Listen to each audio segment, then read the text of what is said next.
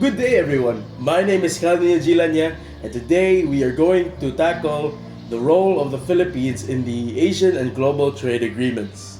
So, for the topics that we are going to discuss, we are going to discuss the overview of the Philippine trade services sector, importance of the Philippine economic and global economy, key challenges and the opportunities due to globalization, and lastly, recommendations for improving the sector's performance in the global market. Did you get all that? Great. Now let's move on to our first topic, which is the overview of the Philippine trade services sector. The Philippine trade services sector encompasses a broad range of services, including business process outsourcing, information technology services, telecommunication, and professional services. This sector is characterized by its significant contribution to the nation's GDP and employment, driven by the country's competitive edge in areas such as BPO and IT services. The Philippines' engagement in various international trade services agreements under frameworks like the World Trade Organization and ASEAN has further solidified its position in the global market. So what this means is that the Philippines is good in creating many jobs for Filipinos, which makes it so that we have a large labor force, and those large labor forces almost excel mostly in technology communication type thing. So it means that because of those things, we solidify our position and we are one of the key players in the global economy. So next slide, we are going to tackle in the key agreements and participation. The Philippines has been actively involved in trade services agreements that aim to reduce trade barriers and enhance market access.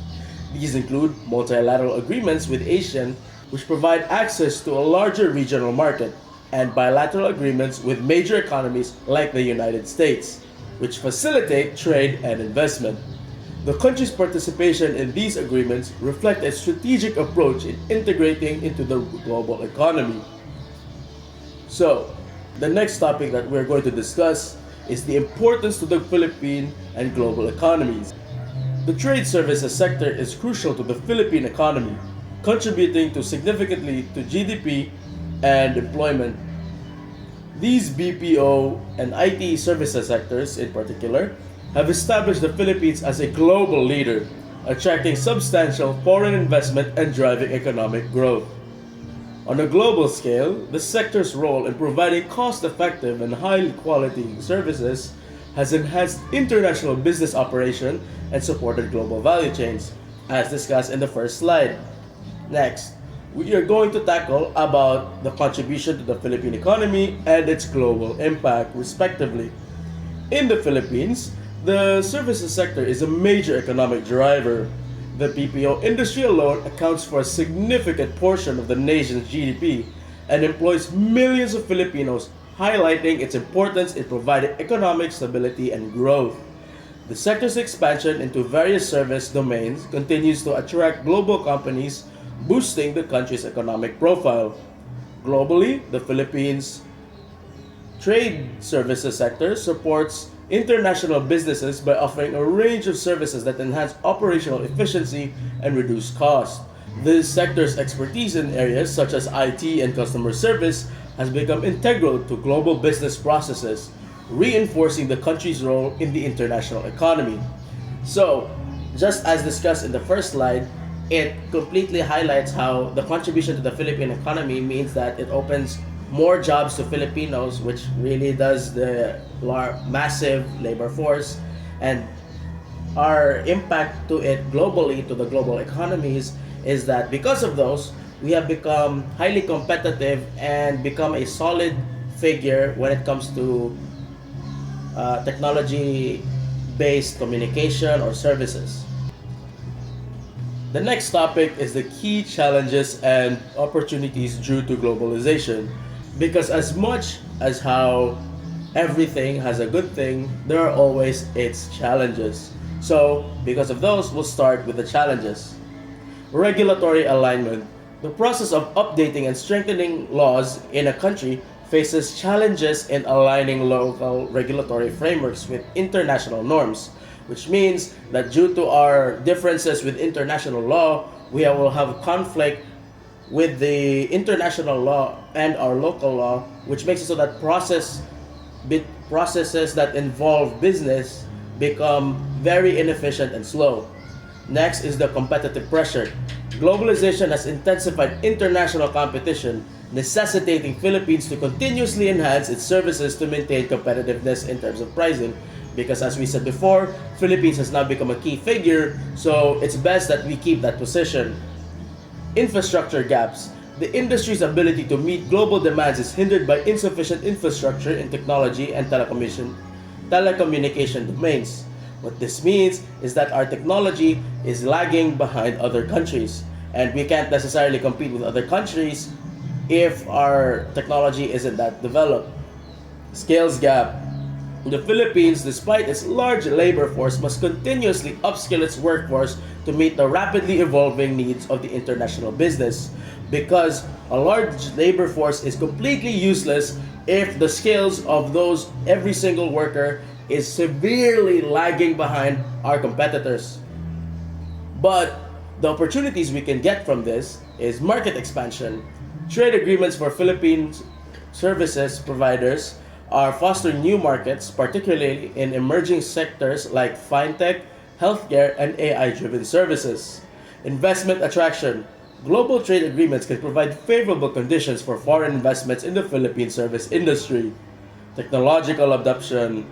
The integration of AI, automation, and cloud computing into BPO and IT services can significantly enhance competitiveness.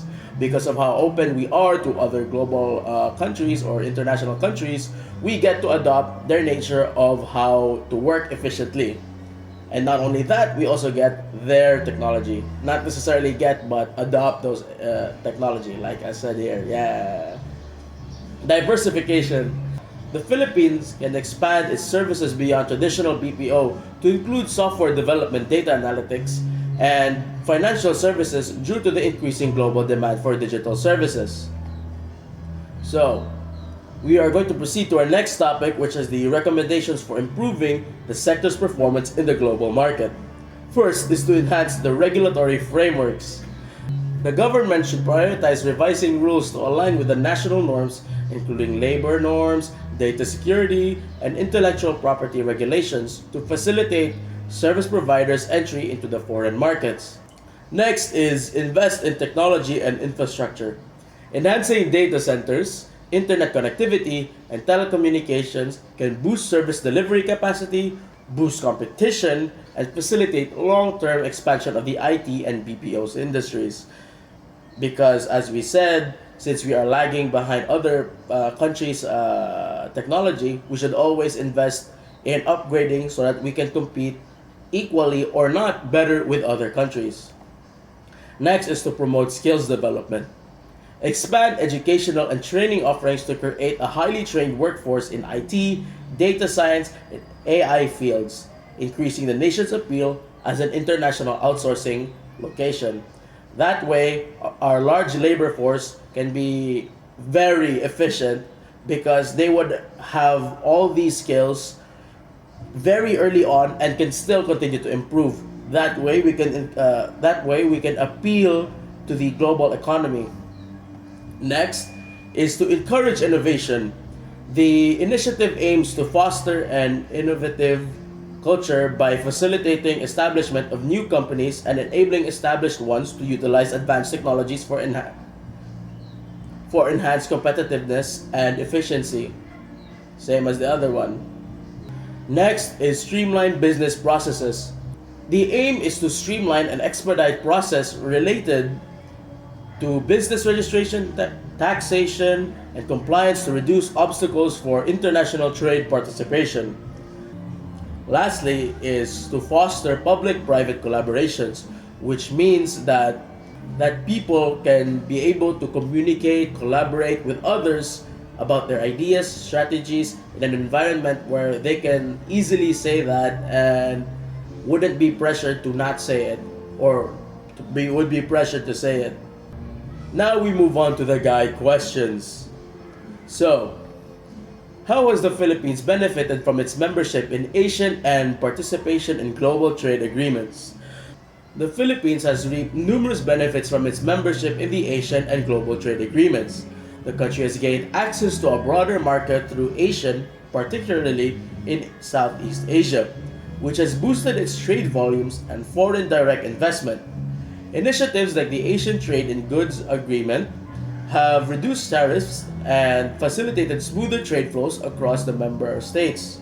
Additionally, the Asian Economic Community promotes economic integration, allowing the Philippines to further develop key industries like manufacturing and agriculture. Globally, participation in the World Trade Organization has opened up new export markets, particularly in the services sector, where the Philippines excels in business process outsourcing. This participation has helped the country secure a strong position in global trade services, attracting international companies to establish operations in the Philippines. Next question. What are the challenges the country faces in implementing these agreements?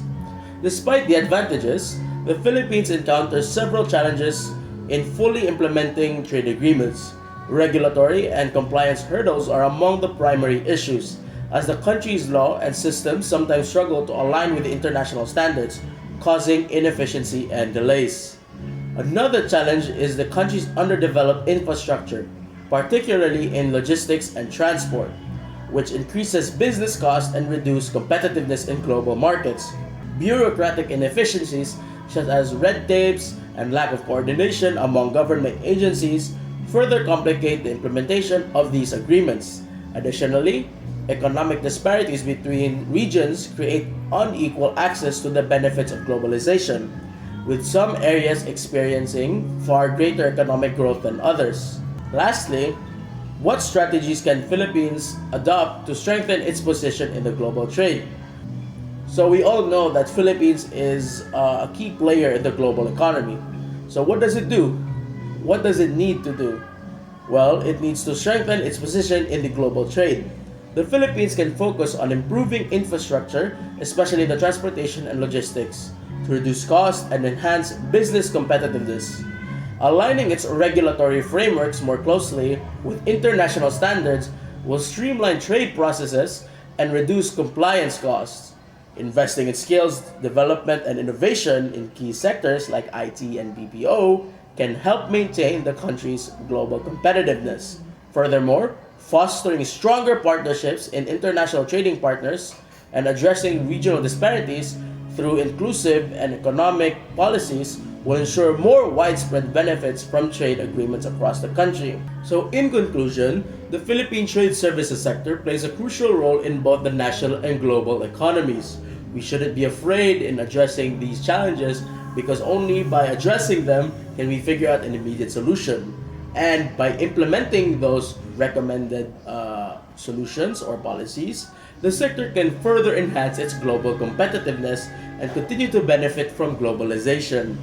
Strategic investment and regulatory improvements will support the sector's growth, ensuring it remains a key player in the services market.